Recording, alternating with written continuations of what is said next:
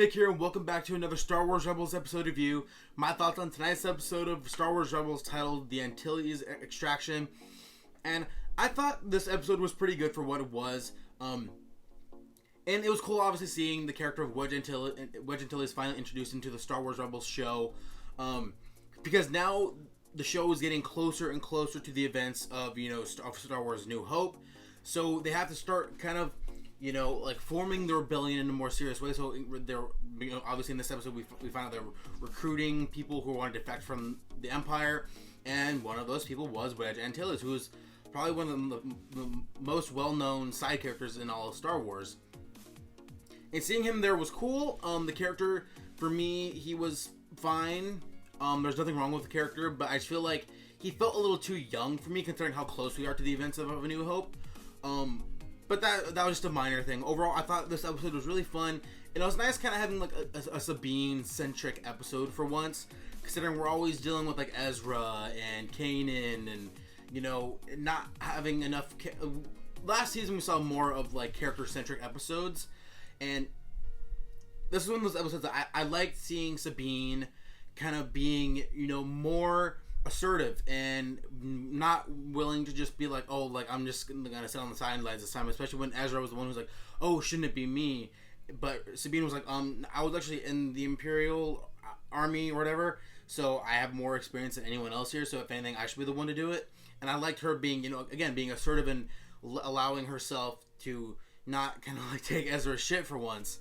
And I thought that was that. I liked seeing that, and I liked seeing her dynamic with Wedge, and the dichotomy that those two characters have throughout the episode. Because as we know, like Wedge is he's always been a good guy. He's not like a super emotionally deep character, but we all know he's a good guy. And seeing in this episode, like when he was with the Empire, we see him already beginning to struggle with, that he just wanted a change of pace from his previous job. And, killing wasn't exactly what he signed up for. And he realizes that, and that's why he wants to defect to the rebellion, and I like seeing that. And I like when this show kind of deals with, like, moral issues. Like, am I doing the right thing? Like, is what I'm doing, like, affecting the lives of others? And, and people seeing what they're doing as wrong. And we see that a lot, especially with Ezra. Like, I think it was like last season or the season before when he infiltrated a cadet program for the Empire, and he made that one friend who ended up sticking around. I can't remember who it was exactly, the name off the top of my head, because it's been a while since I've seen that episode. But this episode had that kind of vibe to it, except in this case it was Sabine. And overall, again, one of the things I liked about this episode was, like when they initially tried to escape, and I'm like, oh my god, this episode felt at that point like, oh my god, they're resolving it so quickly and so easily, but then they were stopped, and I'm like, oh wow, like that was definitely, I wasn't expecting that, and I'm glad that, because sometimes because these episodes are only like 21, 22 minutes long, they can't go into detail with certain things, or they can't prolong certain like action sequences, so they kind of have to like resolve the conflict of the episode within that time. So that's why sometimes I'm like, ugh, like I hate the fact how short some episodes are. And in this episode, I'm glad that had that nice change of pace to it, where like things weren't so easy for them in that initial escape. And another thing I liked about this episode was the brief fight between Sabine and Governor Price, showing that, with her, upbringing with the Empire, like she does have fighting abilities, and that's one of the reasons why she was able to get where she was. Same thing with Sabine and her upbringing. So seeing them fight in their fight scenes, and ultimately led to, Governor Price being knocked down. I thought that was really cool to see, and I like seeing, Sabine kind of being a badass. And one thing too I liked about the episode too was Agent Kallus, because Agent Kallus is a character that, like, he has a, like, I don't know what it is, but to me there's a very, like, for those of you people, this is completely unrelated, but for anyone who's seen, like, Shrek 2, he almost reminds me of, like, Prince Charming in Shrek 2, and I don't know, maybe it's the way he speaks, he's kind of like, he speaks highly of himself, not to the degree of Prince Charming in Shrek 2, but something about him that gives off that, like, cocky vibe.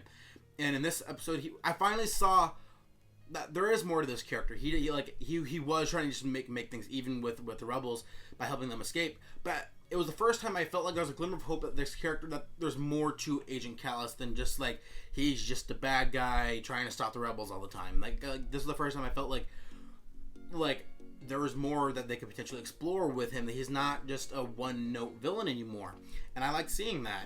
And one thing that, you know, for anyone who watched my video last week, was seeing Ezra just kind of emotionally kind of all over the place and acting really immature all the time. That's always been one of my biggest issues with him as a character. This episode, once he was told to kind of like step back and let Sabine do this mission, he kind of stepped up in a way that like he was mature. He like Kanan was kind of there to help him out, and I felt that for the first time, like Ezra, like he himself was like, okay, I'm taking a step back. You know, I'm just gonna help my friends in this mission. I'm not gonna be, you know, making dumb mistakes. And I felt like, to me, he felt the most mature in this episode than I've seen of him in a while, especially because of everything that's been going on with like, the Sith holocron, all that stuff, and especially the stuff that I brought up last week. But I'm not gonna get too much into that. So I think that's pretty much it about what I thought of this episode. I'm really excited for what the show has to offer for the rest of the season. I want to see more of Grand Admiral Thrawn. That was one thing I wish last season, that like, because they teased so much of Darth Vader that we didn't get too much of him, because I think they wanted to kind of be like, okay, well, here's Darth Vader, but we don't want to give you too much. But I can't feel like with this season, like Grand Admiral Thrawn, he's not in the original trilogy, so there's more you can do with that character without interrupting or messing with, you know, the canon and what happened in the original movies. So I want to see more of Grand Admiral Thrawn. So yeah, again, those are my thoughts. What did you guys think of this episode? Send your thoughts in the comment section below. Give this video a thumbs up and hit that subscribe button for my weekly reviews of all the brand new shows that are out right now, all the shows that are back. You know, obviously Star Wars Rebels. I have Supergirl coming back this upcoming Monday. Flash on Tuesdays. Legend of Tomorrow on Thursdays. And all the other kind of videos I have in between. So that's going to be it for me. So until next time, guys, have a good one.